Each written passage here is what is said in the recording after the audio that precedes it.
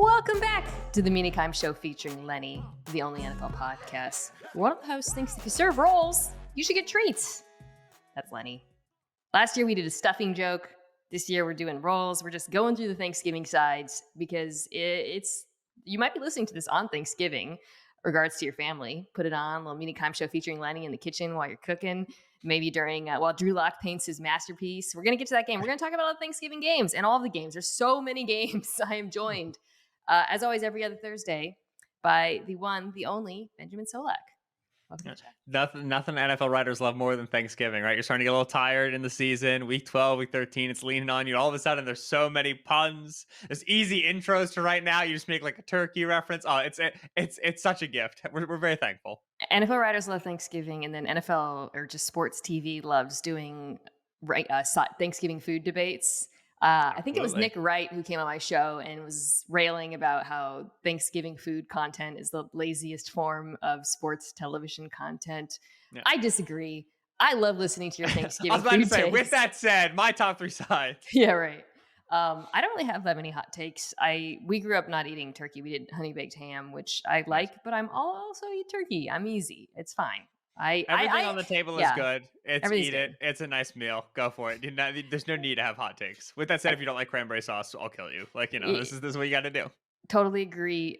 Sweet potatoes with yams are disgusting. Okay, now that we've got that out of the way, as always, we're going to talk about all the games.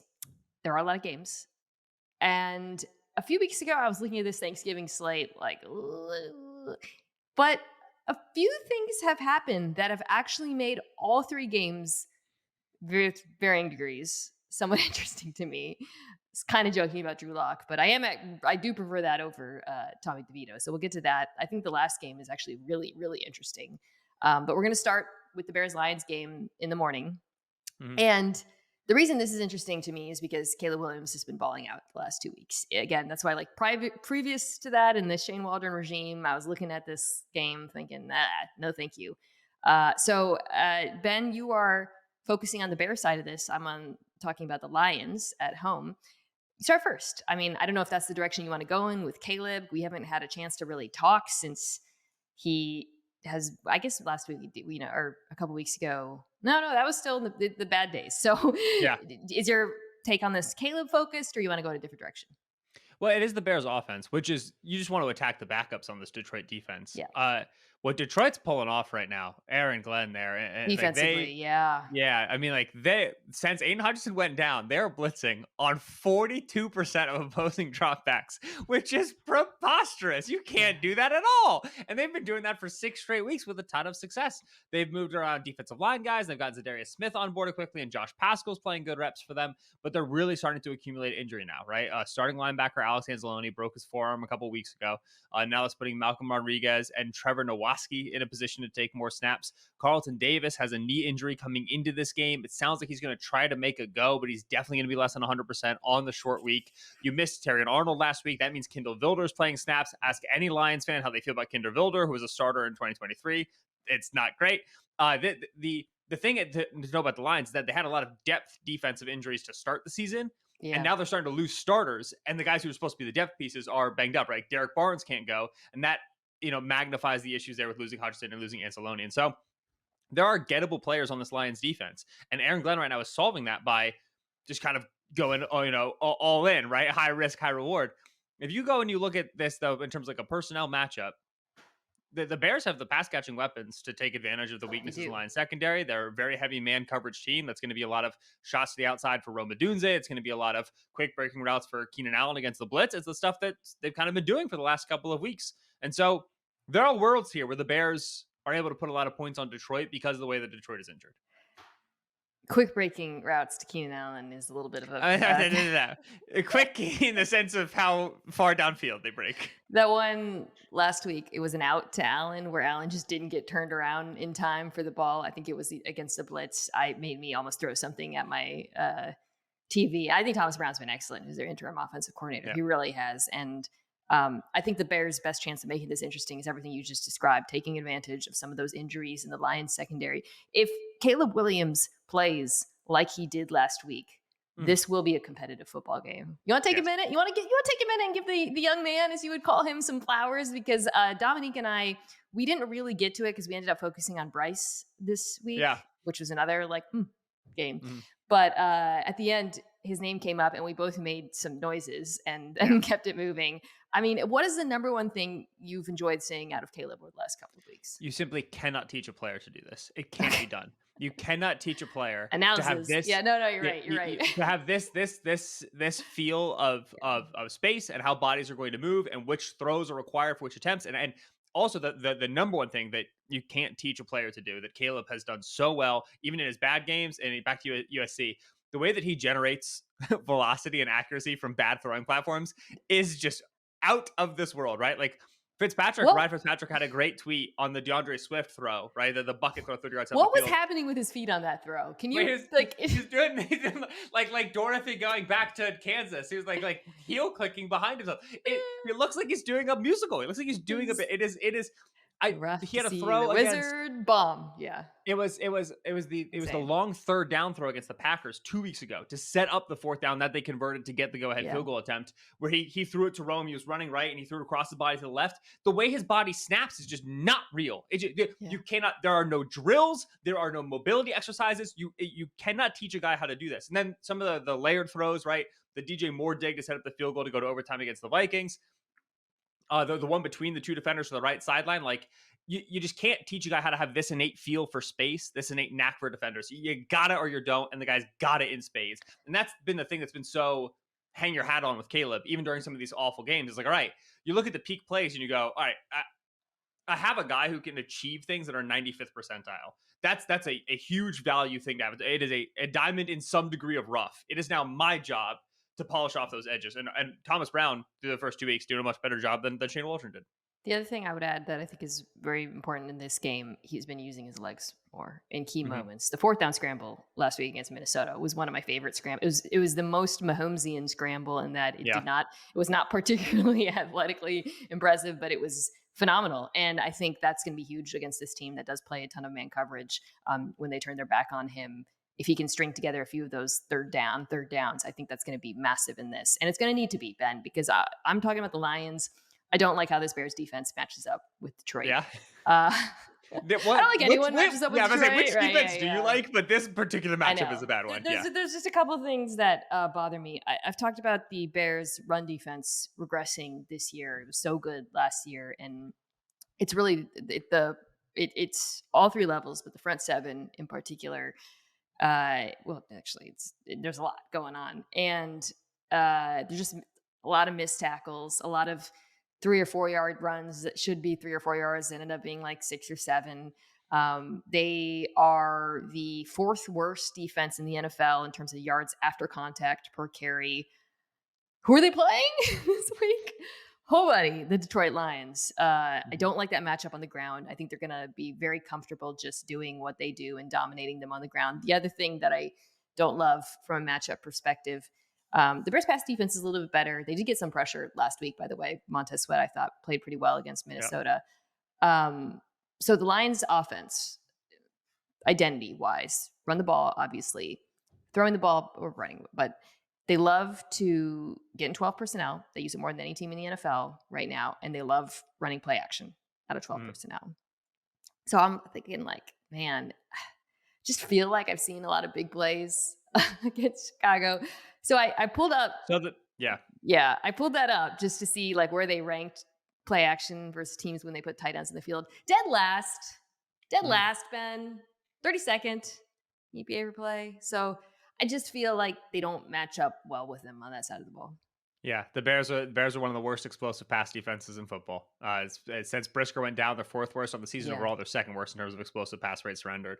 Like this is a Demo for 5 yards, Demo for 4 yards, Jameer for 8 Yes. yards, Demo for 4 yards, 70-yard Boom. touchdown to Yeah. James Williams. I know. It's a styles make fights, and it is not a good look for the Bears. I'm also really worried. Like this Bears team has played a lot of snaps last 2 weeks. Very emotional last 2 weeks. Last second loss to the Packers at home. Yeah. Overtime game against the Vikings. Now you short week and you travel to Detroit. Not a long travel, but still, like the Bears have done a very admirable job. Really, like It's hard to praise Matt Eberflus. This team could have quit on him a lot in the 5-game losing streak in which they've given up a Hail Mary loss, a blocked field goal loss, and they keep getting up off the mat. And I have respect for that. I really do. They keep putting out high effort games. Yeah. I could see this being a game with like a lot of dead legs in Chicago, and then things get out of hand Hmm. very, very quickly when the Lions hold the football. I suspect we're both picking the Lions, but hopeful for another Yeah, good Caleb Williams game to at I least would. make the morning interesting. Yeah, I will say in the first quarter, we'll figure out pretty quick if this Bears team has Yeah. like some fight left in them, and if they do, this 10-point line is a big, big, big line for a 10? quarterback playing as well as Caleb is. Yeah, it's a 10-point line right now. Lions are Yeah. 10-point favorites. I don't know. I'm Interesting. hoping for something squirrely. I'm hoping it's closely. I think it might be. Okay, so we're not both discussing both sides of Giants Cowboys. It's just me, and I am so glad this news broke right before we start Yeah. taping that Drew Lock is playing instead of Tommy Cutlets, who's sore. I think is how they described it. Aren't we all? I know. Right? I then did not encounter a single good reporter explanation explaining why Tommy DeVito was playing over Drew Lock in the first place after they cut Daniel Jones. Other than maybe they have like a warehouse full of Tommy Cutlets t-shirts that they wanted to sell. I mean, did you in the wild anywhere see takes explaining this other than, maybe like a owner interference theory? I think the fans like Tommy more than Drew Lock. That's that. Like I think right, and that's owner interference theory. It's like okay, who's the more likable guy? But DeVito's more fun because of the celebration, because of the good games the past year. The fan base doesn't know Lock, but yeah, from a football perspective, Lock starting absolutely helps the Giants in this game without question. Yeah, and I want to be clear. We say that's a relative statement. I don't think That's in a either vacuum. we're not saying Tulak is the answer.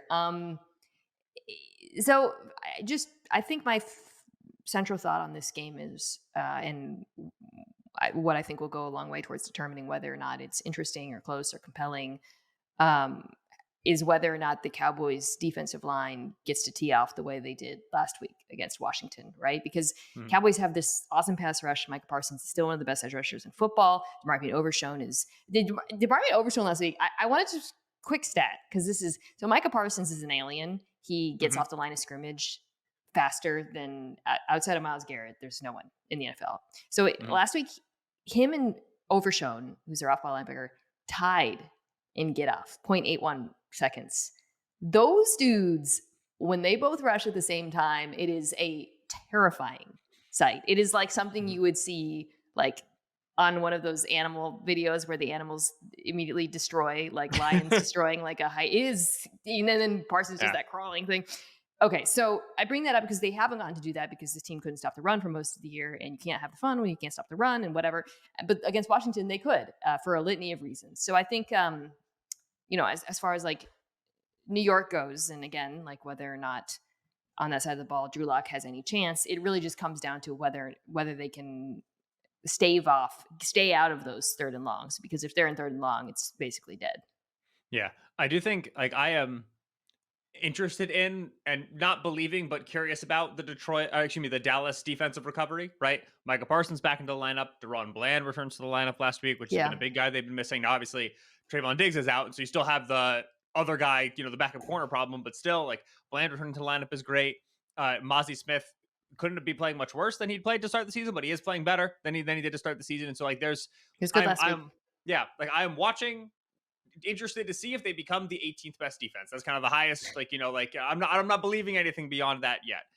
But you get now a Drew Lock team.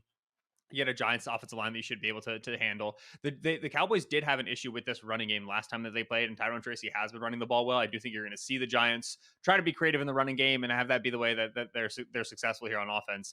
My key, yeah, like looking at it from the Giants' perspective, you just gotta have a better plan for CeeDee Lamb. Lamb last time that they played went 8 catches on 9 targets for 98 yards. Excuse me, 7 catches on 8 targets for 98 yards and a score. There's no Jake Ferguson in this game, probably still in the concussion protocol. There's no Brandon Cooks in this game. Like the Cowboys offense is pretty simple. Like you gotta stop 88 and then you gotta let Brevin Spanford beat you. And that is something the Giants should be capable of doing with Shane Bone is a smart DC with a really good defensive line. Like you gotta over index to CD in this one. They're 32nd DVOA versus number 1 wide receivers this year. I Right, but there's nobody else but CD. So I know, if there's I know, a I game know, to figure I it know. out. A normal defense knows the drill here. I lean Dallas because I don't, like Cooper Rush is not particularly exciting, but I do think you at least get competent quarterback play. I think Dallas, with those defensive players, have the best players in this game.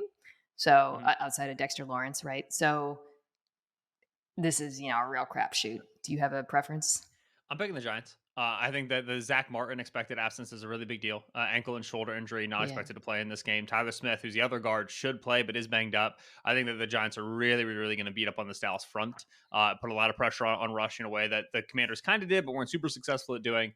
I do think that they can have a better plan for CD in the second matchup here in the rematch. And then Yeah, we'll see about I that. I, I need I I got need some. Drew Lock to throw the ball to Malik Neighbors 12 times. That's all I need Drew to do. This game, I would not touch with a 10-foot pole if I was actually putting money on Yeah, things. It is a slot fest. Okay, Dolphins Packers. Really interesting game. very Super cool. interesting. I'm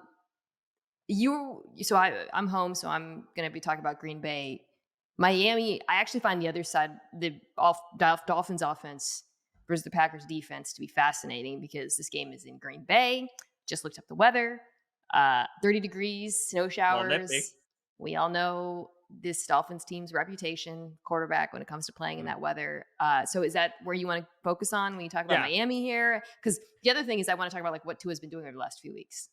Yeah, so my notes are on the cold weather because I do think that it's important to understand. Firstly, almost all weather stats are small sample stats, right? You could Yeah. argue any single one of them being regression. In this case, Tua has played, I want to say, 6 games now, regular season and postseason, with a temperature below, I think it's like 49 degrees is the number that's going around right now. He's 0-4 in games, which they started at 40 degrees. You go and you look at the numbers. For completion percentage, 31st out of 32 quarterbacks, highest uncatchable throw rate in those games, 31st in third down conversion rate for the offense. Like they don't throw the football well in the cold weather. Again, this is probably small sample stuff, and like they played like the Chiefs and the Bills, who are notoriously kind of good at football, and so you don't want to over-index to these stats. With that said, when you watch the Dolphins play in cold weather in recent seasons under Mike McDaniel, what comes to mind is like, all right, this offense asks its receivers to take some hits over the middle of the field. Like it asks them to live with like taking some body blows and taking some crushing shots and getting delivered to the turf by safeties flying downhill.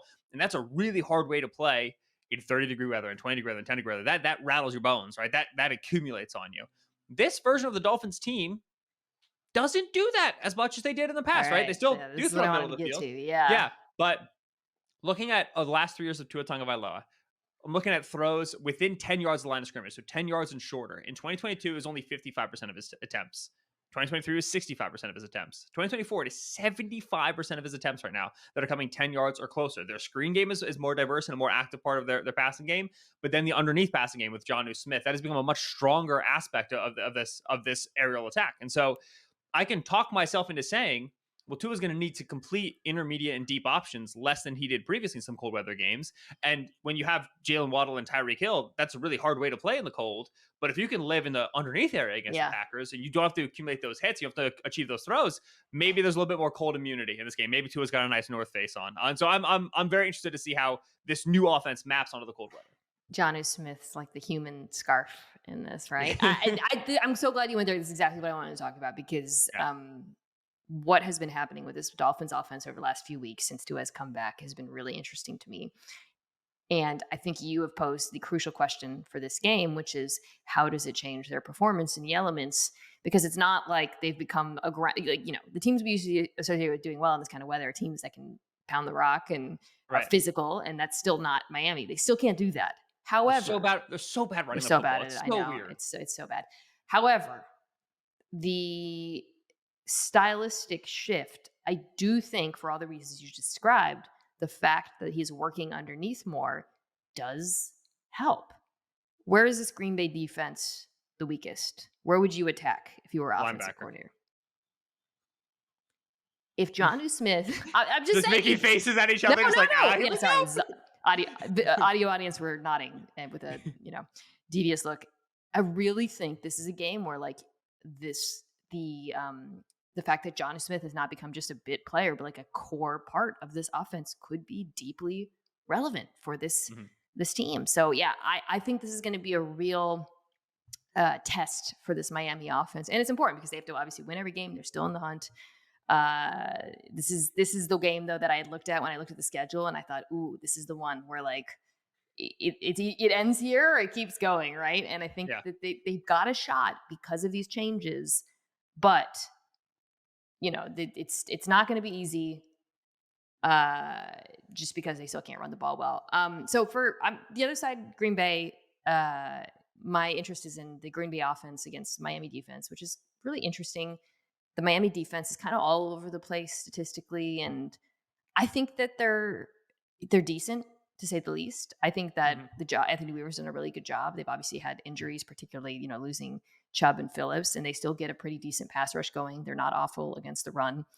Um, if I'm Green Bay, though, this is where I think your how do I put it? Your everybody eat the Green Bay offense is like a jam band where every 10 minutes someone comes up and takes turn like, oh, it's the Right. sax guy, oh, like it's the Yeah. trombone. I Mhm. clearly have not been to many jam band concerts. I think that's how it goes though, right? Also Like not how somebody you hold a trombone at all, but you're cooking. Keep going.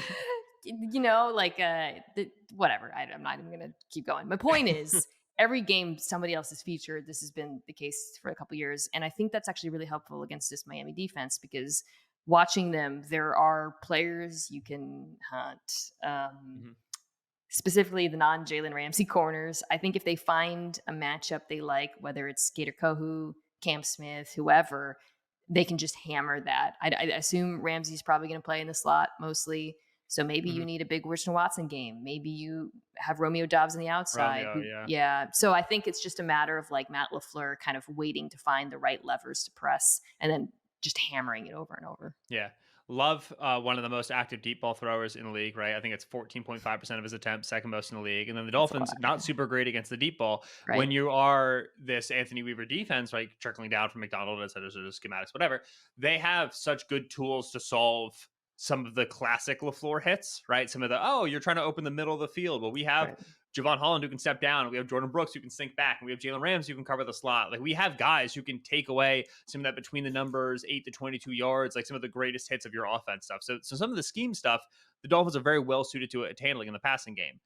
It's when you decide, okay, we're just going to let the Bronco buck with Jordan Love, and we're just going to throw some 45-yard, bigger than big posts, some nine balls, right? Some of those designer plays that are all shots to get 35 yards down the field. That's where Kato Kohu's got to run with a guy, Cam Smith's got to run with a guy, Javon Holland's got to run with a guy, and that's where you've seen the Dolphins been weak this year. And so this is going to be one of those Jordan Love double-edged sword games, right? That he could decide to go flamethrower, right? And he's at one point he's like 12 for 14 for 220 yards and 3 touchdowns, the Cardinals game, or he can decide to go 6 for 14 for 110 yards and a touchdown and a pick, right, where he the accuracy is a little bit more scattershot. So both of these teams would love to be able to rely on the running game. You'd love to be able to take a little bit of this out of your quarterback's hands. Packers have a very good running game in general. Dolphins' run defense has been pretty stout through the course of the season. Dolphins do not have a good enough running game to rely on. And so a lot of this is going to come down to some high variance play from two quarterbacks that are liable to give you some high variance quarterback play. All right, Raiders Chiefs, this is just you. What do you think? What interests you about it? Yeah. Yeah, some interesting So things. Aiden O'Connell is in this game. All right, it was off of injured reserve. I think he had a throwing hand injury, if memory serves, and he's back. The first thing on my notes is Aiden O'Connell can beat you the way Bryce Young just almost beat you. Like Aiden O'Connell is perfectly capable of doing exactly what Bryce Young just did, which is throwing up accurate 50-50 balls and asking David Moore / Jacoby Myers to make you right, right? Asking Xavier Leggett / Trey Tucker to make you right. Like Aiden O'Connell has in his bag the hang in the pocket, take a hit, and throw an accurate ball club. It's probably the only club that Aiden O'Connell has in his bag, but that's when he's been successful, that's what he's been able to do. So you need to find, if you're the Chiefs, some pass defense solutions, right? I was blue skying this. What are we calling it? What do we say when are we skeeting it? I just say posting, but Okay. skeeting is a thing people are saying. Yeah. Yeah. So as I posted on Blue Sky, with Jalen Watson healthy, first 7 weeks of the season, the Chiefs were allowing negative -0.03 EPA per dropback, eighth best in the league. Since Watson's been out and backup corner Najee Johnson has been in, Yeah. 27th in the league by EPA per dropback. Young man's getting picked on a little bit, right? And I think that their safety plays and what it used to be. I think that it's easier to avoid McDuffie now that McDuffie's not running with Snead, right? You can kind of choose Mhm. to operate away from him. Obviously, the linebackers can be an issue in coverage, and that's been the case for a long time. And so if you are the Raiders passing game, which when they played in week 8, Gardner Minshew was 24 for 30 for 209 yards, right? Like they couldn't run the ball for a lick, but they just went quick passing game and just kind of worked their way down the field against the secondary. You kind of want to follow just about the same Yeah. solution, same approach. Target Nazi a little bit, probably get Bowers a little bit more activated than he was. And hey, this is going to be a one-score game in the fourth quarter because the Chiefs are playing. And so, if you're Kansas City, it'd be nice to find some more dynamic ways to get 13 into zone coverage a little bit. They've tried to be a super blitz heavy team. There's just way too much air in the secondary. Maybe it's time to bring back some of the drop 8 stuff and the drop 7 stuff, but then your pass rush dies. So So it's tricky, but they need solutions. I'm going to be really interested in seeing the Chiefs defense and whether or not they can fix some of the things you talked about because um, for a while it was like, oh, it's Steve Spagnuolo. You can drop in anyone and nothing changes. And right, we can draft corners in the 7th round and they're great and it doesn't matter. And it's starting to matter. And Yeah. you're seeing attrition. And then because they don't get enough pass rush and they blitz so much, they're being punished for the attrition on the back end. Essentially what you're saying. In fact, I pulled this up. I was curious. Where do you think the Chiefs rank in sack rate with a standard rush this year? Oh, with 4 down? Just 4. Like 31st. 32nd. Yeah, Dead it's last. horrible. It's awful. Now, Charles Omenihu is practicing again. That could be big for them. They certainly need help getting to the quarterback because they're just not getting enough pressure, but most importantly, they're not creating enough negative plays. Offensive lines they're just keyed in on stopping Chris Jones, and who is, they're really doing their best to get him going outside, but like it's just not enough right now. So I think that, yeah, that's something I'm going to be watching with curiosity. Still picking the Chiefs here. I assume you are too against Aiden O'Connell. Yeah. But But, Raiders, every Antonio Pierce Chiefs game has been a good game and a close game. So I'm dialed in on Black Friday. I'm stoked. Antonio Pierce save your job potentially game if they Let's win. not. Let's stay behind our skis. Okay, Texas Jags, just me. Trevor Lawrence might play in this one. That's something to monitor. So I haven't talked about the Jaguars that much for obvious reasons. The thing I want to talk to you about, and I've talked about the Texans a lot, so I'm kind of focused on the Jags. Because we look at this, we see get right opportunity for the Texans. Everybody, the Jags defense is god awful. I was talking to JP Acosta, who sometimes comes on the show, Jags fan, and I asked him, like, if you could pinpoint one reason why the Jags defense is arguably the worst in the NFL this year without like a major loss of talent and a defensive coordinator we thought was good, but it's clearly not the guy we thought, at least this season. What would you say? And he sent me 3 reasons. I just want to read them because I just haven't been doing enough Jags content or talking about the Jags enough. And I've been a little bit mystified. I mean, there's a litany of reasons, but the thing that first befuddled me the most is pass rush. They're dead last in pass rush win, 30th in pressure. And JP hit on something that I thought was really interesting, which is like they're really inconsistent. It's weird. Like a pass rush that has Josh Hines-Allen and Trevon Walker should be so much better. But he was saying, they're constantly, Ryan Nielsen is constantly like rotating the rushers. It's not really working. And outside of those guys, everybody's inconsistent. They're really feeling the loss of Arden Key. He also mentioned that constant coverage busts opposite Tyson Campbell. That one's obviously less surprising with Ronald Darby. They can't really defend tight ends and running backs. They're bad at everything. But the pass rush, Ben, to me, has been the most fascinating thing because that's supposed to be like the one thing where you have the talent to at least be decent. Yeah, and the Eric Armstead edition was supposed to be like, all right, and we add a good pass rushing defensive tackle, and we have two big long guys, right? And now he's like moonlighting as an edge rusher, and he's been one of the worst pass rushers from a defensive tackle position when he does play there by success rate. Listen, this is the Texans' offensive line. If you can't push the pocket, if you can't generate a free rusher, what are we doing? The desire to be aggressive and to play man coverage, like against once Nico's back in the lineup, like you're going to get burned if you cannot move CJ off of his spot. Stroud's not having as good of a season he had as a rookie, but still, like if you give Stroud 3 seconds in the pocket with speed on the field with Tank Dell and Nico Collins, it's going to be a big play. Like he is still very much capable of achieving that which made him great last season, and he has regularly. And so, like when you said you asked JP that, my mind immediately went to like the defensive tackle play and the lack of the underwhelming talent there along the defensive line. Like that's what has to show up for the Jaguars to ever be viable. Outside of those two, I mean, it's pretty rough. especially the way that Nielsen wants to play. It doesn't. I think we're also just seeing it's like a bad fit, right? Like between talent and coaching Yeah, style. Like, it's weird. It was supposed to be cool, and it just is not across the board. And like sometimes it's how it goes. okay, so Texans. I am taking the Texans this week, but I am still. Yeah, I mean, the offensive line situation in Houston is awful. I assume you're also Houston. Yeah, this week, but not many weeks. Okay, Colts Pats, two quarterbacks who are fun, frustrating, exciting, better than their stats. What Mm. fascinates you about this game? I feel like I need to put on like a too tight polo and a ball cap. 'Cause I'm about to get very very high school football coachy in the building. Colts, let's just execute. Can we execute? Execute in the passing game. Let's finish a god dang play. We got this Patriots pass defense since week 7. Snipes. 26th in EPA per dropback, and it's only because they played the Bears. It's their only good game. They gave up 0.5 to the Rams, 0.3 to the Dolphins, 0.2 to the Titans. Like they bad pass defense right now. You just don't throw to Christian Gonzalez. Everything else works. Yeah. So you are the Colts now, who design wise on the chalkboard, you're killing it. You're opening receivers left and right. You're getting cool designs, middle of the field. You're getting the tight ends involved. Josh Downs is working. You find a nice role from Michael Pittman. Alec Pierce is playing. Everything is working well on the chalkboard. And then you go and look at the stats, and they just cannot connect on passes reliably. They attempt very challenging passes because they throw so far down the field with Anthony Richardson in there, and they're attempting tight window throws, and the offensive line's been pretty banged up. And so now some of those downfield routes are coming with a lot of pressure. There's no reason for the Colts to walk out against the Patriots and have another game of 35% pressure rate, 40% pressure rate, another game of 11 air yards per attempt. You can just quick game. You can just run West Coast staples. Your receivers are going to open up against these corners. You'll be able to deliver accurate footballs, catch the freaking accurate footballs when they come, because they don't come all the time. When they do, you gotta catch them. It feels like when he throws great passes, they're dropped, and when they're open, he throws bad passes sometimes. Yes, and there's a Anthony little bit, Richardson. yes, and there's a little bit of like he has to learn how to throw a more catchable ball because he throws everything. Like he's trying to throw it through 10 levels of sheet iron, right? He just puts so much mustard on this, but like that's part of again a young player learning stuff as he grows. But if you could just tidy up some of the penalty errors and some of the execution errors, you should be able to have a much more successful passing game.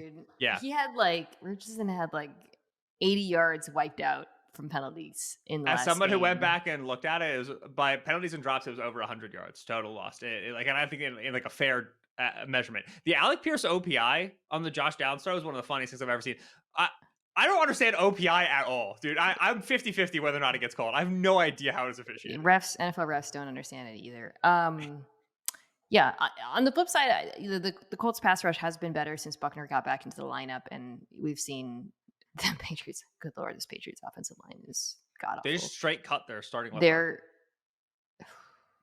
I didn't watch the game in real time. I just had it in the quad box, and I swear to God, every time I looked up, it was like whoosh, Drake May was being like destroyed. So, for that reason, for several reasons, I'm going to take Indianapolis in this one. This is one of the harder ones, though. I think one of the closer ones.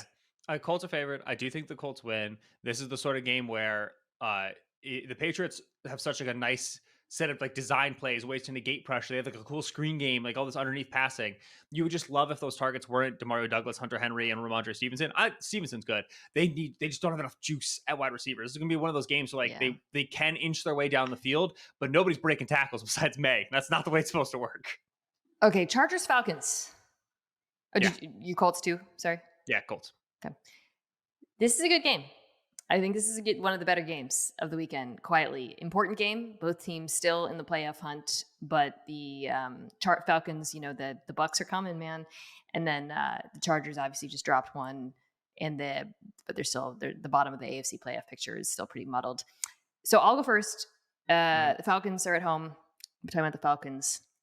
So here's the thing. We just saw a Chargers defense really struggled to stop Baltimore on the ground, which was interesting because the Chargers' run defense had been really good all year, light boxes, but they had not faced a rushing attack like Baltimore's, and they were just clearly too physical for them and too large. Mm-hmm. The Falcons are a good rushing team, obviously, with Bijan Robinson, but they're nothing like Baltimore.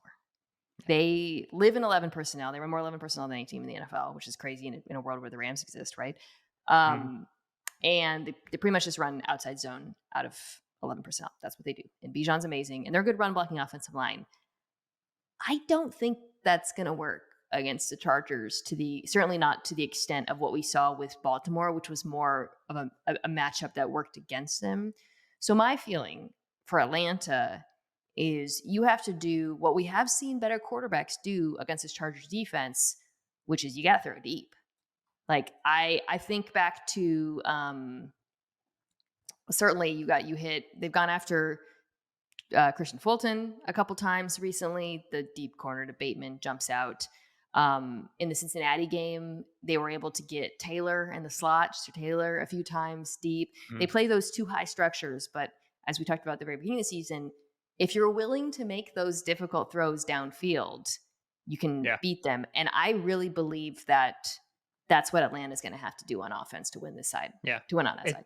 right. It's such an important note with the two high conversation and like they do the three high stuff and like all that. It is all meant to structurally pre-snap discourage you from taking the deep Right. shot. We want to line those guys up deep so that way they can have vision and come down on throws to the intermediate area of the field. And so if you put a big post out there, if you put a 9 ball out there, it's still going to be a 1-on-1, right? The safety doesn't keep going deep. He lines up deep and then he's looking for the opportunity to drive. And so yeah, the Chargers are not a good like metric wise. They're not a remarkable, I should say, deep passing defense Where they're team. weaker. Yeah. Yeah, the Falcons, if you want to throw it deep, all right, great. Your quarterback's got to be able to buy some time in the pocket. If the pocket gets muddy, not necessarily what Kirk's doing well this year. Your Yeah. quarterback's got to be able to really drive the football, not necessarily what Kirk's been at this year in terms of the arm strength, right? And so, like, Atlanta really tries to live in the intermediate area of the field. And when they throw deep, right? Because if you look at their 20 plus like throws, you're still catching a lot of reps. Like, oh, they do this at a high rate. A lot of it is like 25-yard throw on like a 3-step 9 ball, right? We need to get 35, 40 yards down the field. We need to be able to that Rashad Bateman touchdown to the front pylon. Like that's the sort of play you need to be able to look for. So I'm worried about the matchup here for Atlanta. But with the Chargers, yeah, like you walked into that Bengals game, a great pass defense and a great run defense. And then Joe Burrow threw it all over you. And you say, okay, well, whatever. Like Joe Burrow, he's great. And then you ran into the Ravens and the Ravens ran it all over you. You say, okay, well, it's the Ravens. They're great. But now you enter this Yeah. Falcons game, which is like a good running team and a good passing team. And it's like, okay, I think I still know who the Chargers are. I think I still know this is a good defense. There's a lot more question marks than there were before the last 2 weeks. So Yeah. you just played two Tested. near elite offenses in terms of what they do well. Now you're getting like a solid offense. You need to be able to reclaim your identity real fast.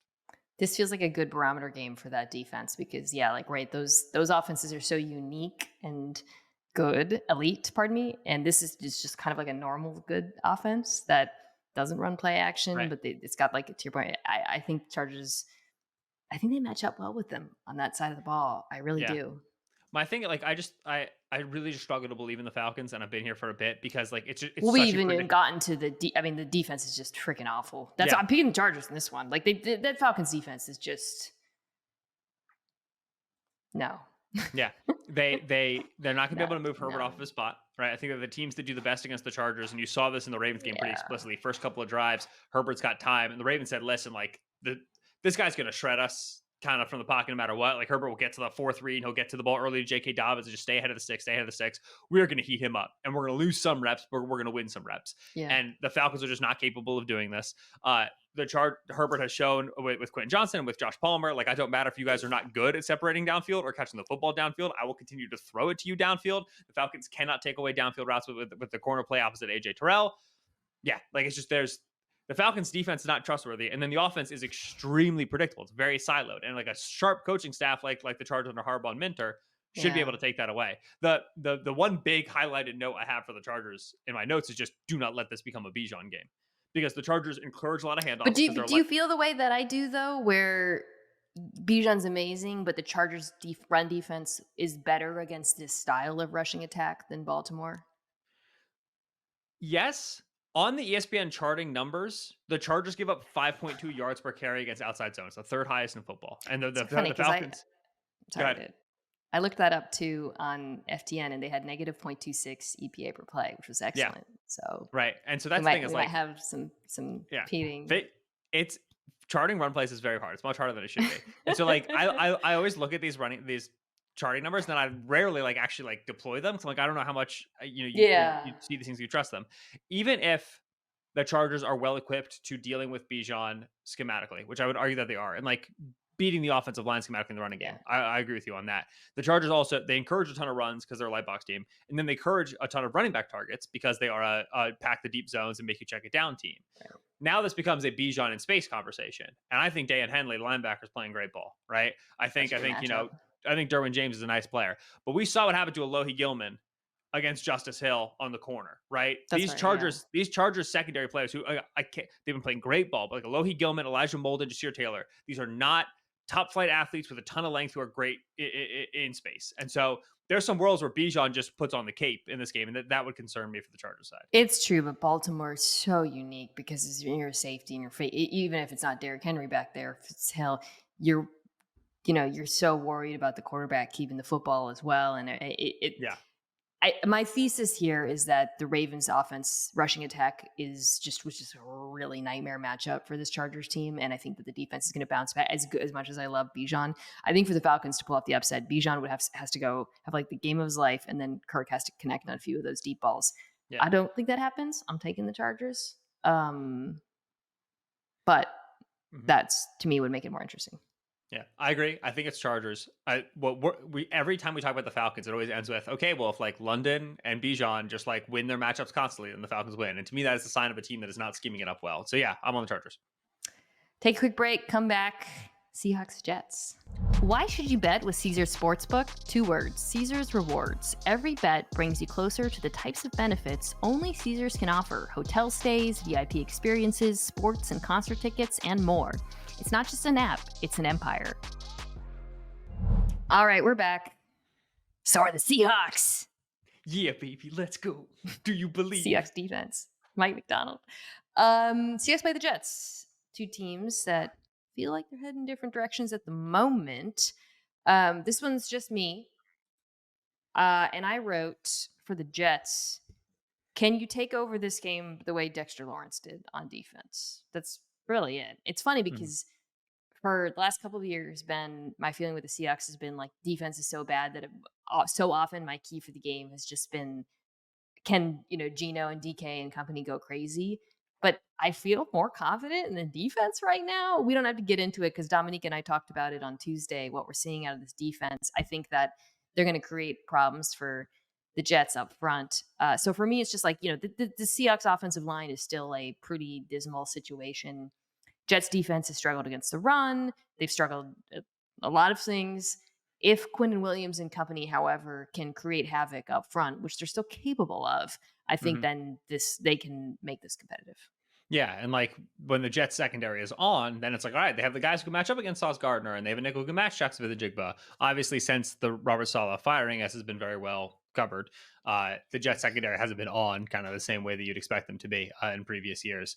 The Brees Hall absence after a bye is like, you're supposed to be healthy coming off a bye, and the fact that he's missing practice, we're recording here on Wednesday, and it's potentially a question mark for this game. If like I could see the Jets coming out of the bye, and like there is some stuff defensively that I think matchup wise can give Seattle some trouble, and Seattle's offense has been very hot and cold. But if there's no Brees in this game, I am not interested in the Jets whatsoever. Like Braylon Allen is a nice backup, and he's just shown some nice things, but Brees's 15-yard catch and run is such an important part of this offense. Yeah. And that is debilitating to an offense that's already so frail. Seahawks offense,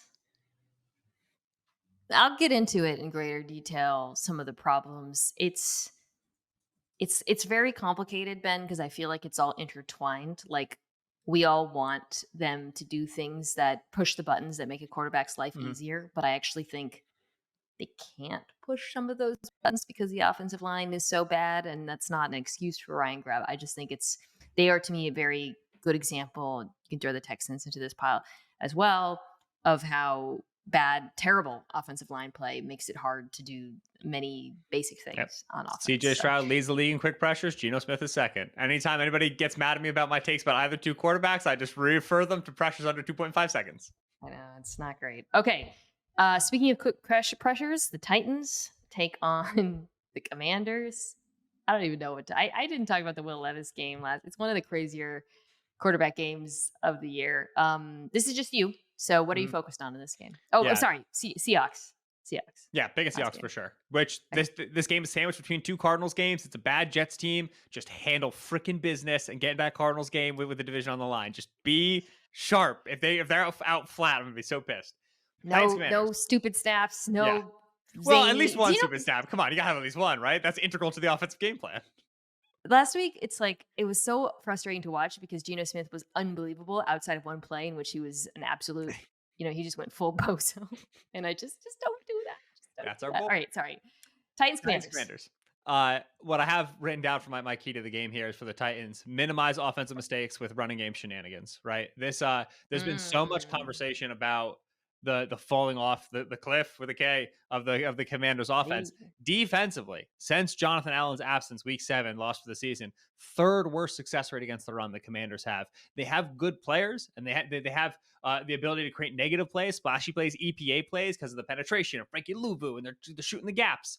But on a down to down basis, this is a very predictable front, always 4 down front, always one gapping the Dan Quinn way. And so running the football against a team like this is easy to do on the chalkboard. You kind of know where your buckets are. The Titans run offense is cool, man. Like they are, Will Levis is getting involved. They're in the gun, they're running Yeah. pull from the gun. Like they're doing the which one's the dad, Bill or Brian? Bill. They're doing the Bill Callahan stuff, right? From the Cleveland days. They're shooting a little bit more with the gun and the option game, but they get pullers going. Tony Pollard is playing well for this team. He's having a You, good year. yeah, you should really be able to control tempo and control script when you have the ball. You should be able to stay out of 3rd and longs. You should be able to stay out of clear pass rush, which from left tackle to right guard, this Titans offensive line is starting to figure things out. It's the problem is offensive line is a weak link system, and they got a weak link at right tackle. And so you should be able to stay ahead of 3rd down. You should be able to keep this game competitive, keep this a 1-score game. You should be able to get your stops against this Commanders offense. Like this, the Titans have the ability here to get back-to-back road wins. Like they're absolutely live in this game, but you have to be able to avoid a full Levis. You can only have a partial Levis. In order to avoid a full Levis, don't give him dropbacks. Like get him involved in the running game, hand the ball off to Pollard, control script, take the air out of this game. Before we move on, is there any world in which you think Will Levis is starting quarterback for the Titans next year?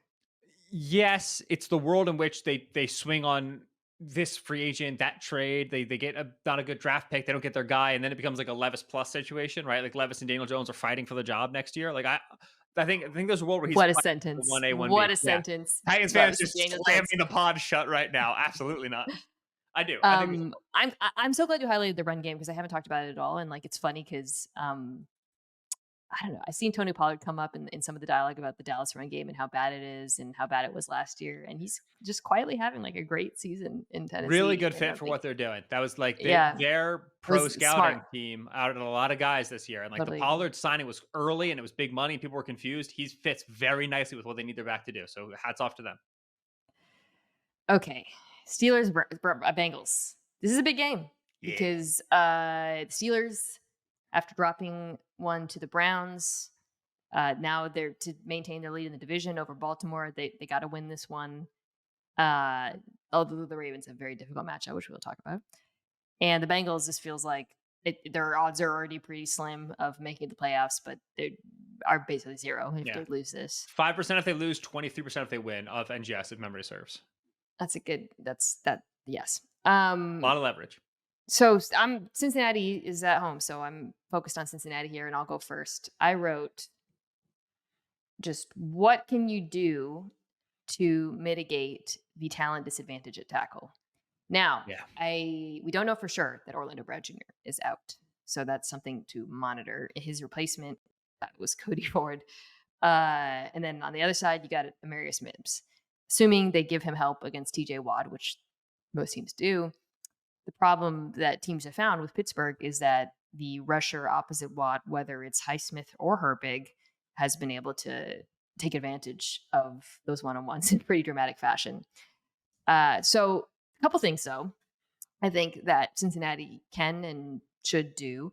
You saw in the loss to Cleveland, which obviously the weather and it was weird and whatnot, but Jameis Winston, I thought, had a lot of success when the ball came out very quickly, which is something quite the Steelers defense struggled a little bit this year versus quick passes, 29th in EPA per play. Mhm. And then when Winston was outside of the pocket and it was mostly under center boot action, he actually punished them with that for a few times. So I feel like for Cincinnati, there are some levers that they can pull to try to alleviate, shall we say, the Steelers' advantage at edge. Mhm. But if they can't, it's going to be a difficult one. Yeah. The Steelers the the Steelers really have to try to be something different on defense than what they've been this year, like schematically, if they're going to be successful against Burrow. Because Burrow's going to just we've seen it get rid of the ball extremely quickly, very accurately to a wide variety of targets. And the Steelers right now, Joey Porter Jr. goes and shadows the top receiver. Right, he's I think it's 8 out of 10 games that he's been in shadow coverage, or at least 2/3 of the routes. Last year when they played, he shadowed Jamar Chase when Chase was healthy, and then the game they played when Chase was unhealthy, he shadowed T Higgins, and he played great against both of them. But Joe's got both now, right? When he has Jamar and T, this is a nightmare passing game to deal with. Steelers are the highest single high coverage team in all of football defensively. The Bengals have barely seen single high this year. Nobody plays single high against them anymore because Joe shreds it, especially with those two receivers on the outside. So you as Pittsburgh, if you come in, you say we are going to run our stuff, Do what we do. our Yeah. pass rush and our press man coverage and Minka deep. Burrow is going to fry you. Like you could put me and you at tackle. Burrow is going to fry. He's too smart. He's too quick getting rid of the football. They also they do the multiple tight ends things. They got Khalil Herbert now, and like they will add guys to the protection. They will find the time. So you have to be willing to. This has been the book on Joe for a while. Change the picture, right, and be able to drop guys off line of scrimmage and play some too high and play some zone. So this is a big Mike Tomlin, Terrell Austin game where you know your foe, right? Yes, you've been great at doing what you do well, but you can't line up this way against Cincinnati. The Bengals are favored in this game. 3-point favorite at home against the Wow, 8-win really? Steelers. Yes, Well, because part of the reason they're favored is because on the other side of the ball that you yeah, talked about the many ways. Like the Steelers defense, it's a great styles make fight game, right? yeah, The Bengals offense against the Steelers defense. Because the Steelers defense is actually really good. The problem is they're good in a way that the Bengals defense is capable of attacking. On the other side of the ball, though, the Steelers, I mean, we've talked about this offense and how you should play them and the very clear game plan that they go in with every week. Cincinnati ain't stopping that. Like they, yeah, like that defensively, like the go balls, the run game. It's just not. They don't have solutions on mhm, defense right now. So the best case for Cincinnati, and I think this is entirely possible that it happens, is another Joe Burrow nuclear game. And that again, for all the reasons we discussed, he can do that, but yeah. he's going to have to. I think. Yeah, and it's right. It's get under center. It's run. It's play action. It's everything the Bengals are bad at. Yes, they have the defensive tackles Yeah, back, but still, like it's not going to work. doesn't. The thing that you Doesn't will work. say though is we were reintroduced to some negative Russ in that Browns game, right? And obviously, like the weather was crazy and it was a short week, and whatever. But still, like the in terms of if this gets high scoring, the quarterback that I trust to not lose the game late Yeah. is absolutely Burrow relative to Right. Russ. So if this gets into a drop back fest, you're just going to invite so many more negatives from Russ, even with that Bengals defense not being too great. I kind of want to take Cincinnati now after we've talked it through. Hmm. I was leaning them when I thought because I was thinking about the Bengals offense versus the Steelers defense, and I was like, I think they can do all the things you got to do. I just was held back because I think this Bengals defense is so bad. There's no one. I mean, God, George Pickens versus Cam Taylor Britt, dude. Mm-mm. No, thank you. Someone else, please. They are This is a playing. tough one. This is a tough one to pick. Yeah, I will say I think the Steelers win this game. I think that you're off of the long week. I think you had the embarrassing loss in divisional Yeah. opponents to the Browns. Now you're on the road in Cincinnati. You're obviously up against a very very desperate Cincinnati team. I do think this is going to be a high scoring game, but Yeah. what the Steelers can do that Cincinnati can't do is that when the Steelers have the ball with a lead, they can sit on it, right? And I do think that the worlds in which Cincinnati wins this game are the worlds in which they get a lead They're, early and they force the Steelers into but pass. If the Steelers can get that lead, the Steelers can really shorten this game in the second half because the way the Bengals move the yeah. ball is still going to keep the clock running because of all the short completions. So get a lead and sit on it, I think is the formula for Pittsburgh. I think they can do it.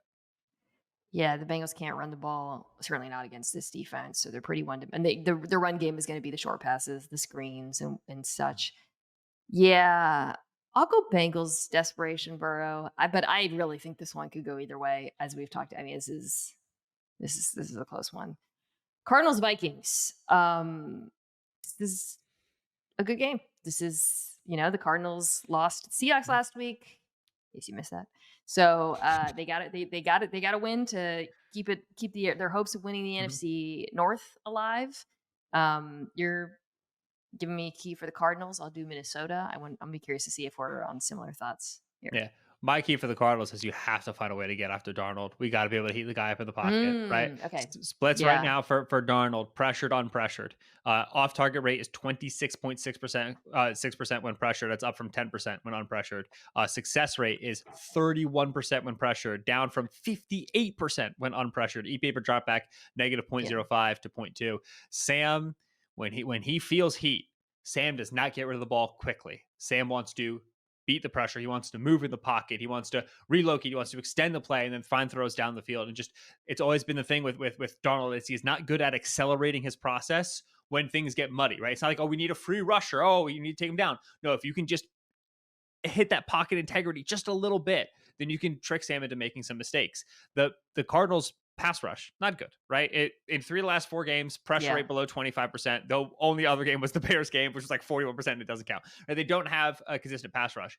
One thing they are very good at, though, schematically and bringing guys and Blitzing. dropping Buda guys, Baker. is right. The Is linebackers. creating some heat somewhere and forcing Yeah. you to relocate in the pocket a little bit. So this is going to be the sort of game where I want to fly some trash at that pocket, right? Left Is tackle's been a problem with them yeah. with Cam Robinson in, with Cam Robinson out. Like there are some weak points I can hit where I can invite some mistakes from Sam Darnold. I can keep him because if it's Sam Darnold clean against his Cardinals secondary, like I don't think I have a chance. I want to throw the kitchen sink at Is Baker their best pass rusher? him. I mean, Like because Gardeck is not playing. He yeah. legitimately might be the best pass rusher. It's I actually so I'm on the other side, and there's some similarity though in my thought, which is this: Seattle, Arizona really struggled with Seattle simulated pressures last week. I BS'd a few of them over on the Sky. We're so Stat cool. that We're so capture that cool. is Skeet. Boy Mafe had 7 unblocked rushes It's a good day in the in office. this game. Yeah, that's a lot. That's I would guess off the top of my head that's probably more than like any of the top, right? Because it's just and Yeah. he's their best pass rusher right now. Mm-hmm. Although, did you see Uchenna tweeting like ominously that he might be back? That'd be Nwosu crazy. back is like I But might slide so hard to Seahawks hype. Leo Williams is their best passer, but Maffe's very good. And Mhm. anyways, point is, he had a lot of those unblocked rushers because the Cardinals offensive line had a tough day at the office against Mike McDonald's simulated pressures, just constantly. I mean, there's so many screenshots of Paris Johnson scoring one Yeah. in their poor center. So, of course, that is particularly relevant because here comes Brian Flores and this Minnesota Vikings defense that we know loves to create confusion and havoc at the line of scrimmage. They must do a bit. Kyler Murray's been amazing against pressure this year, but they were not ready for what happened last week. I think they'll be able to run the ball against Minnesota. That's I the do. key. Yeah. But I also think that they need to do a better job of preparing. They couldn't run to the point where they got, although McDonald dialed up a fair amount of them on early downs and they were able to stop the run anyways. But yeah, you got to do a better job than what we saw. I'm going Minnesota here because of the other side of the ball, though. How about you? Yeah. I think the Vikings win. It's funny. The Vikings are 5-0, and other fans were like, "We're great," and I was like, I'm not buy it. Like, I think you're good. I don't think you're like amazing. They're now 9-2, and I feel like there's been a lot more concern with Sam now, and the offensive line not playing as well, and Yeah. they've lost their games. And I'm looking at them like, I believe in you guys more than I did. Like, you've encountered more adversity, and you've won some close games, and like I think that the with all the weapons on offense, I kind of see the picture a little bit better. Like, I think the Vikings are a clearly better team than the Cardinals. I will say that Arizona the first 6 early down plays are going to be runs. Like they were so bad running the ball early, and it got them out of their identity. And there's no way they can do that again against the Vikings. So the Vikings can do what the Seahawks did to them to a 15, right? Defensively, you have to come out and establish Connor, and you have to die on that early. And so it's going to be another one of those games where early on we're going to be able to figure out how this is going to go pretty quick. We haven't even mentioned that the Vikings added a offensive weapon. Daniel Jones, Vikings backup quarterback. I thought great for both sides. Really, I always felt Daniel Jones signing with a good, well-coached playoff team would be better for his career than joining a crappy team and looking bad. This is a perfect example of that. I think he is a better quarterback than Nick Mullins, and That first Daniel Jones zone read touchdown It's plug touchdown and was chug the Josh Dobbs game plans, man. I mean, like right to a T. You never root for player injury, never. But man, if I watch Kevin O'Connell walk out with Daniel Jones in the wild card round and win a game 31-28 because Sam's down with an ankle, I will lose. I will be so thrilled for that game. I will 100% pick the Vikings. I can't wait. I just thought it was so funny because the Vikings are the team that got Daniel Jones paid with the Ed Right? Donatel worst defensive game Oh my plan against a gosh. single of good quarterback Don't I've say ever that name seen. around me. I just shook at Ed Donatel. Shiver ran down my spine. I would pay to watch Brian Flores watching that game on tape. I don't think he could get through it. I think it would take him a few. You'd have to leave the office and come back a few times. Okay, Rams Saints. This one's quick for me. Matthew Stafford this year. Oh, sorry. Oh yeah, we're both Vikings. Yeah. Matthew Stafford. Although I do think the Cardinals' offense will bounce back. Matthew Stafford this year, basically, whether or not he has a good game comes down to whether or not he's horribly pressured. That's it. It really is. I mean, I don't have the stats in front of me, although I do. His pressured, unpressured stats. I think he goes from like 6th to 23rd in QBR, Mhm. which are recently. But when I think about the games where he has struggled this year, it has just been when the Rams' offensive line has overwhelmingly lost. The Saints' pass rush is going to get it done. So I think I do worry about the Rams linebacker group against this offense a little bit. And I think, but I do think that the defensive line will win enough to create some negative plays with Derek Carr.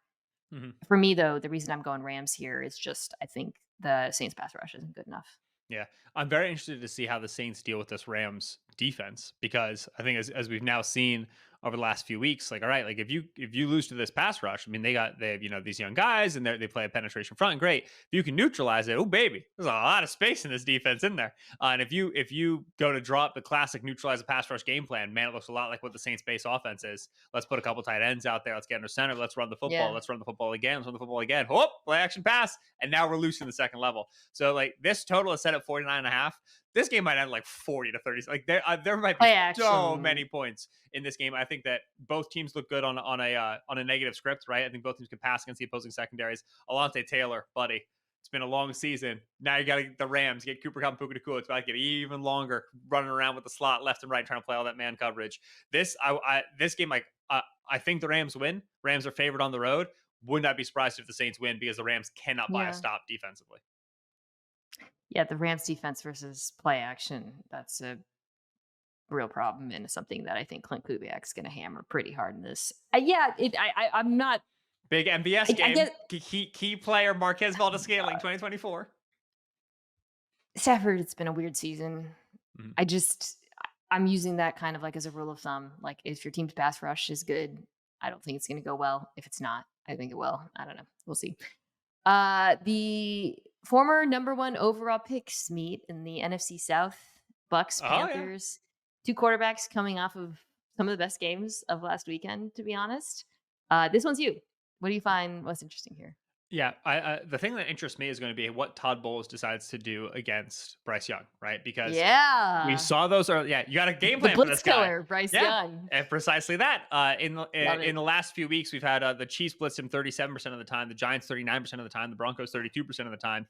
He has a positive EPA against the blitz. Bryce does in each of the last 4 games. Which, if you made me watch that Saints Week 1 game and then asked me, will this man ever be good against the blitz ever again? I would have told you on my life, no, not a chance, no. He's done a nice job understanding what he can and can't get away with, right? We talk about that a lot in terms of young player development. What are my range of outcomes? And he's just kind of spinning a roulette wheel a lot in terms of, all right, like we're going to take these one-on-ones to Xavier Legette running into the sideline, David Moore. I think Dave Canales is just all that in a bag of chips. I think he's got it. And so some of the condensed set stuff and the designed rollout stuff, and let's get crossing patterns running away from man coverage. Like it has just opened things up for Bryce. We're just like, listen, man, you can drop a ball in a bucket from 18 yards. All we're going to ask you to do is drop a ball in the bucket from 18 yards from weird platforms. That's all we need you to do. So now you get a Buccaneers team that, I mean, on the season, when the Buccaneers dropped 7 in the zone, it's been abysmal.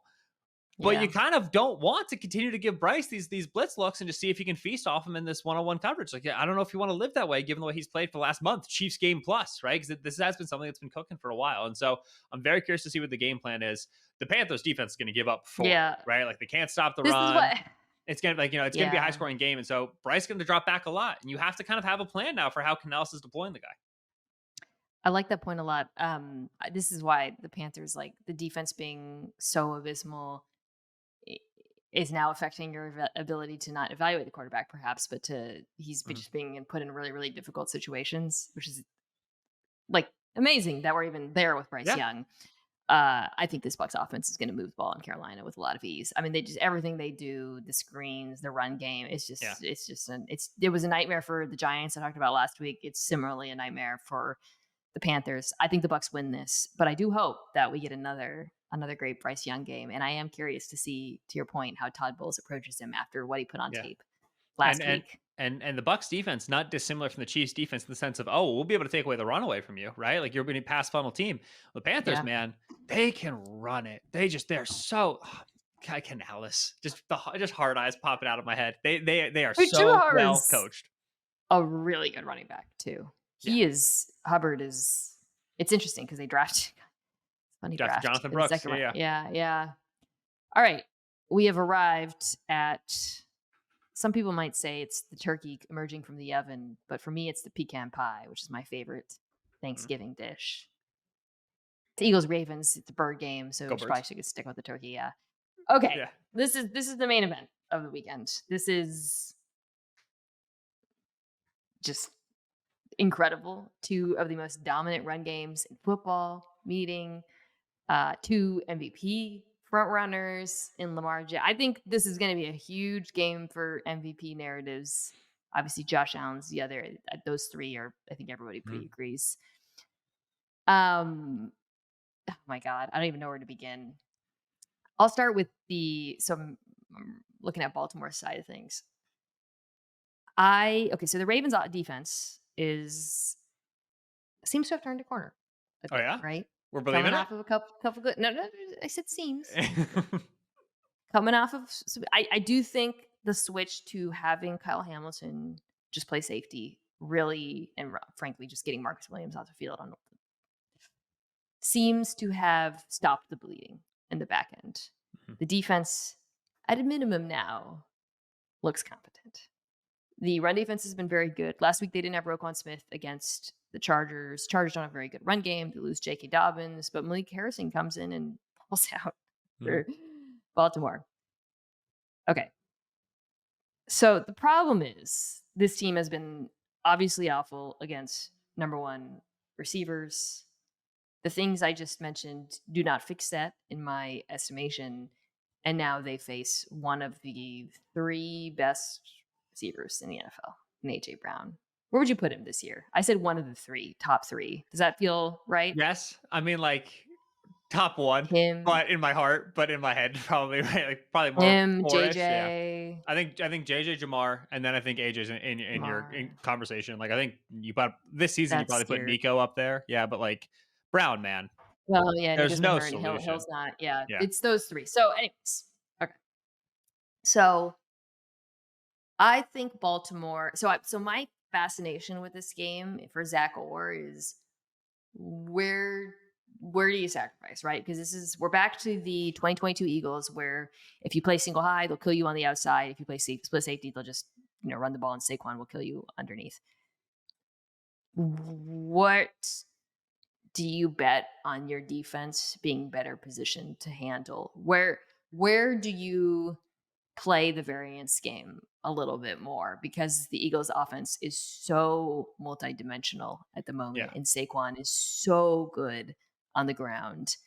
That is the question you have to answer. I suspect they do not leave anyone one-on-one against AJ Brown. Ben, I just don't think they'll do it. I don't think that's in their DNA. I think they also are very firmly aware of who their cornerback room is right now. Hmm. So I think the question then becomes if you're not adding an extra safety to help stop the run, are your linebackers up to the challenge? Yeah. Which the absence or availability of Devontae Smith here is a huge confounding variable, right? Attended practice Wednesday today in Yeah, sweats, hamstring injury. It feels like he's not going to be a go. All right. Well, if he's not going to be a go, then we it now, helps. yeah, It helps. we can accurately predict where about 70% of the Eagles targets are going to go. They're going to go to AJ, Dallas Goddard, and Saquon Barkley. I feel good about my ability to handle Goddard, right? Kyle Hamilton's going to run with him. Trent Simpson's going to run with him. He's going to get, some underneath stuff. Let's make sure we tackle him great. And then Saquon. it's not gonna be a high enough target game. You're already scared of him in between the tackles, whatever. It's solving the AJ problem. If you can solve the AJ problem, then you feel like largely okay. We can be good on pass downs. Jalen Hurts is going to hold on to this ball for a while. We can simulate pressure him. We can move him around in the pocket intentionally. We've seen teams do this with a lot of success. How do you solve the AJ Brown problem? It can't be Stevens. It can't be Marlon. Nate Wiggins is probably the best shot, but Nate also like will get 3 penalties a game. Like yeah, get a safety over the top of him. I don't think that's enough with the way that how easily AJ gets open early in the down. Like you play cloud coverage, Hurts is still going to throw it to him, and he's going to win at the catch point. Yeah. Michael Pierce back at practice, quietly big, literally big. The Ravens' run defense is held up without him, but that's very Yeah. significant and noteworthy on that side of the ball. Mm. I If don't. there, Yeah. yeah, if there is a spot on the Ravens defense where I circled the personnel matchup and I say this Ravens group is better than that Eagles group, it's probably interior defensive line versus interior offensive line. Where like Yeah.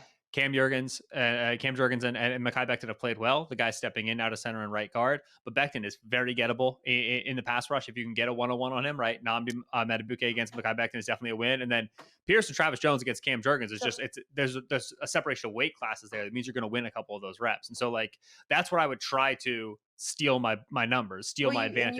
You want to is there. flush Hurts. That's the goal of every down. You want Yeah. to flush. I mean, and Hurts has been better. He made a couple of really nice throws in the run last game. He's been infinitely better against the blitz this year.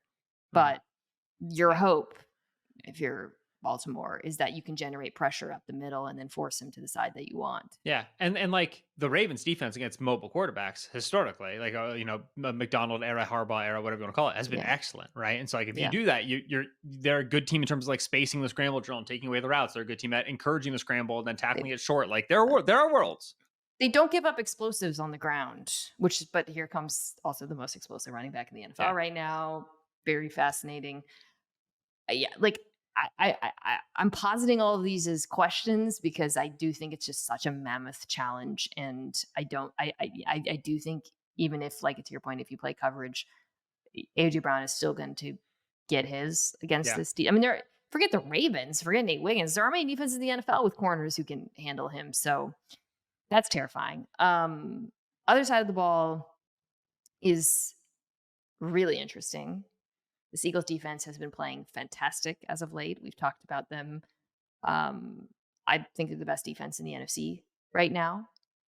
So my question for you is, do you like I was focused on kind of like how Baltimore's defense handles Philadelphia.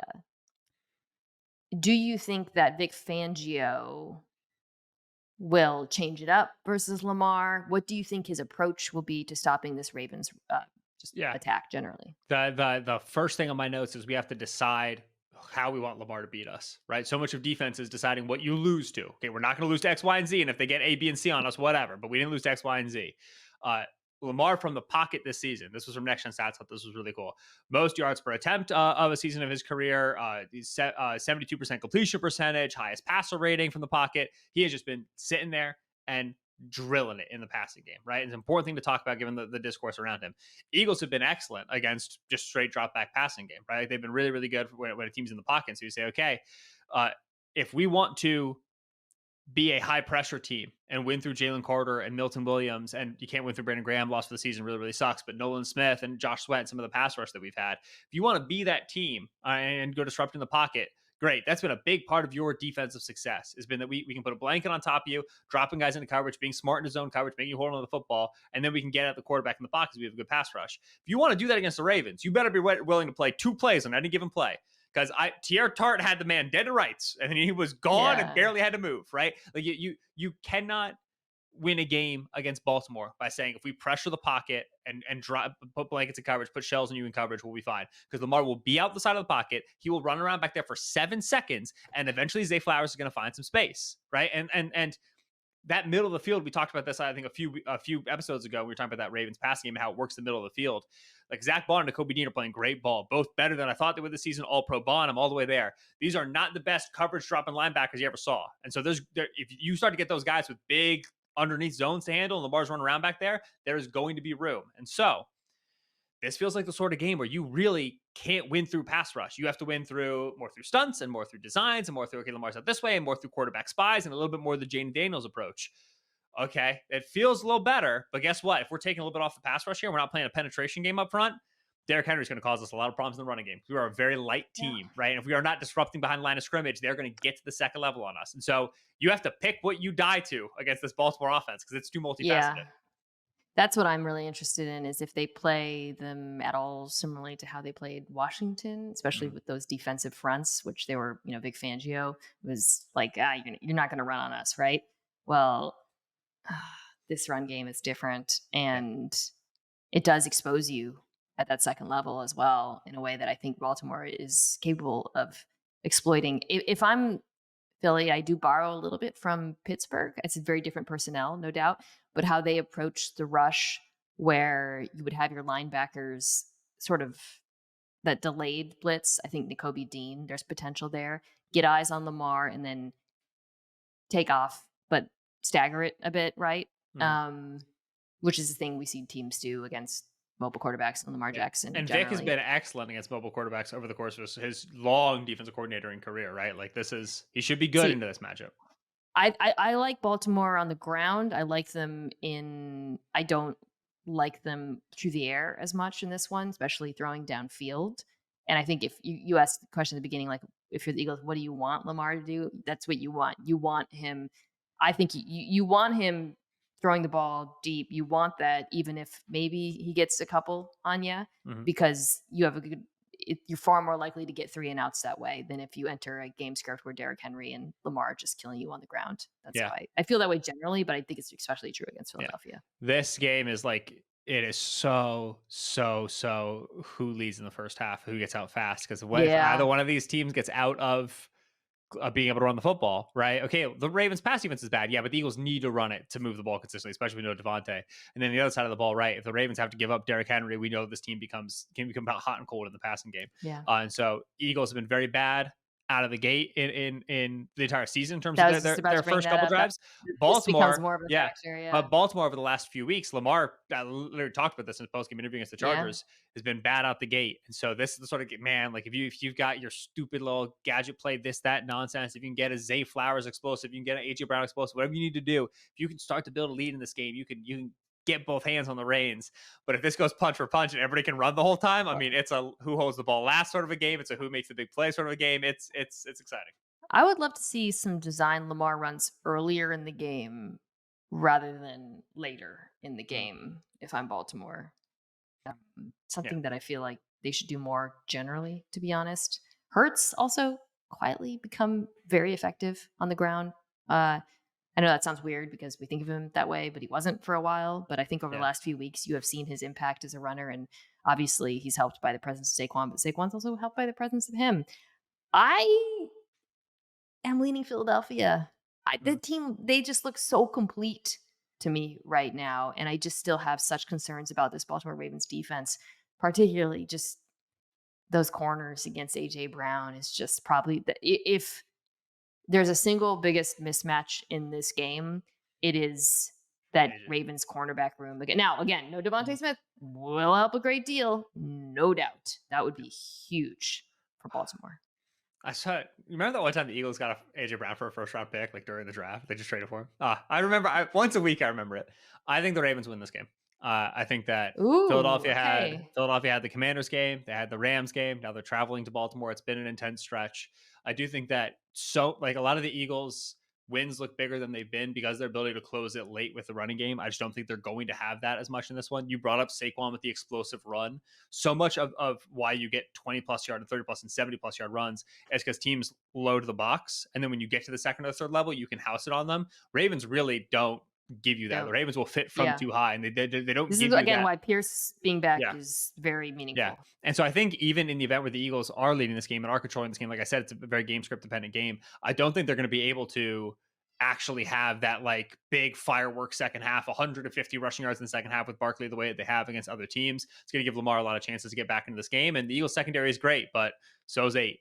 So to me, Ravens at home, I think the Ravens win this, but man, it's 51-49. Like this is going to be sick. It's a really good game. Okay. We just got two more that are not as good. It's crazy. Niners Bills, I feel like Was supposed to be preseason good. probably looked like, yeah, right, the game of the year. This is just me. I think Brock Purdy is going to be back for this, correct? Yeah. That's the late, And yeah. Matt Milano, a full participant in practice in Buffalo this week, baby. Let's go. I mean, for Buffalo, who I'm picking to win, the formula to me is like pretty clear. I get big guys on the field and pound the rock against San Francisco. They can't stop it. I mean, this run defense is particularly, between the tackles. I think Philadelphia, like, or probably Buffalo. It's funny because we're talking about like the Ravens and the Eagles and the Lions, and they have these amazing rushing attacks.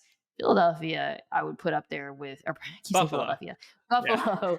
Buffalo. They're awesome. The other thing, I talked about this last week. The Niners can't stop scrambling quarterbacks. This is Josh Allen, just easy pickings there. I think though that inside zone run game with James Cook will have a lot of success against this Niners front, especially if they go, put a couple tight ends on the field, 6 offensive linemen.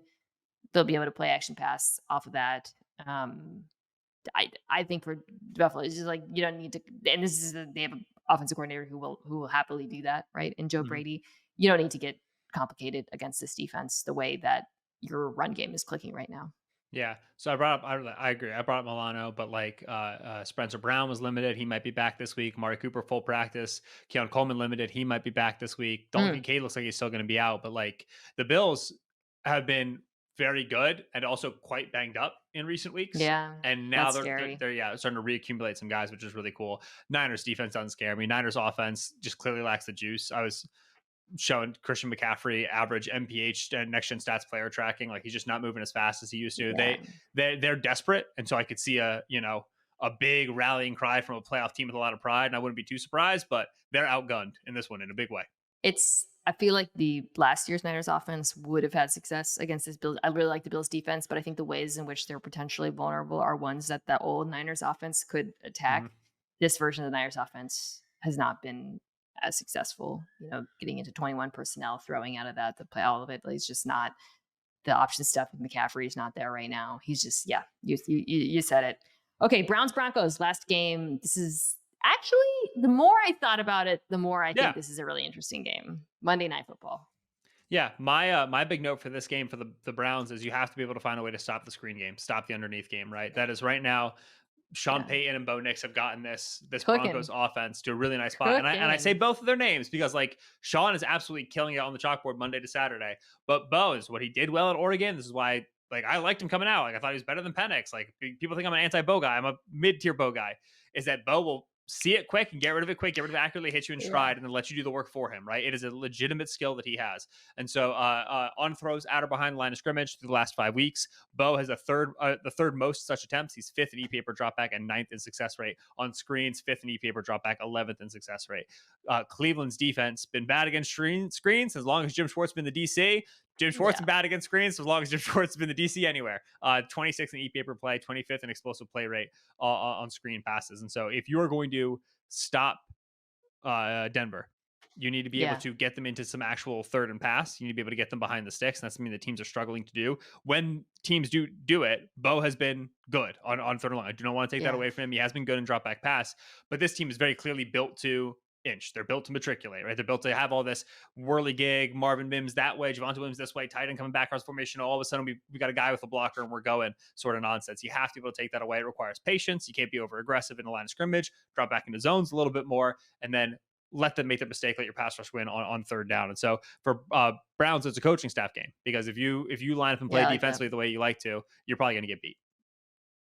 Since week 8, which is when Bo Nix really started cooking, right? Mm-hmm. He has been pressured at the 5th lowest rate in football. All of the other of the guys who have the top 5 pressure rates, he is the only one with the time to throw higher than 2.9 seconds. So it's like your Tuas, right? Who are just getting that ball out really quickly. And so they're Kirk Cousins, for example. What that tells me is this Browns offensive line is absolutely kicking ass. One, Broncos offensive line, they're yeah, kicking Broncos, yeah, yeah. pardon me. And that Sean Payton is doing a fantastic job of getting him outlets against Yeah. pressure. So I think, you're going up against a Browns defensive line that's still got it. I mean, Miles Garrett's still unbelievable. Miles Garrett maybe the front runner for defensive player of the year again, by the way, after that Pittsburgh game. So this is a big showcase for him Mhm. potentially against, again, a very good offensive line. And I really like your point about scheme is going to be huge in this one. That defensive play calling, like, because we know all of the buttons you need to push against this Browns defense to take advantage of their Mhm. aggression and also their use of man coverage. So I think for Jim Schwartz, this is a big game for you, man. Like Yeah. Schwartz versus Peyton, by the way, that's an elite salty guy Yeah. coaching matchup They right there. I don't know anything about the two of their history playing against each other. I'm positive they don't like each other, though. I don't need to know a single thing about any game they played to know they probably don't like each other. Yeah. Other side Uh, of the ball, man. Jameis down 2 scores against Broncos man coverage. I yeah, need I to don't. see it. I know. Nah. I need to see. I need You to see. just explained a big part of why I'm taking Cleveland. Yeah, I think the Broncos defense has a lot of success you're in taking this, and Cleveland. I You're think taking Denver. sorry, Denver. Jeez, it's the Browns Broncos. Their names are too similar. It's really messing with me. I'm S- taking Denver. I think States are both. everywhere across the map for, or excuse me, cities are everywhere across the map for you in this pod today. Yeah, I Oh, do. I think we skipped. I think we're both taking the Bills, right? By the way. Yeah, Bills for sure. That's going to be a potentially snow game as well, by the way. Bills 49ers, which I Yeah. think Come on. favors Bills. Yeah, it should be good. Um, I do pick the Broncos in this one. I do think that the Browns are just like Jameis has these games in these 90th percentile games, like all the fourth down throws against the Steelers, where it's just like, yeah, I mean, he's extremely accurate and very aggressive against man coverage. So if you are blitzing and you're playing man free, all of a Games sudden, if games is too strong. Drives. He has yes, drive. but It's if crazy. all of a sudden Jerry Judy gets a little bit away from Riley Moss, there's nobody in that secondary to go bring him down. So there are big play potentials for the Browns that make this game wonky. It's gonna be a weird one. I'm excited. It's gonna be a good primetime game. I pick the Broncos though. All right. We had some split decisions this week, which I think will make this interesting. I'm excited to see Eagles Ravens. Buddy. That one is that's just absolutely gonna be amazing, I hope. Speaking of amazing, thank you as always to the great Ben Solak. Ben, before we let you go, where can people check out your work this week? Are you working? I'm on ESPN Daily on Monday. I think I don't have my usual Friday column. At least I don't think I do. If I do, but yeah, ESPN Daily on Monday, recapping the whole weekend action. Then yeah, column will be up on Tuesday as per usual, breaking down Sunday. Should be fun. Awesome. You guys can check this out on YouTube, youtube.com/@MiniKimes. Post a lot of stuff there. Check it out, subscribe.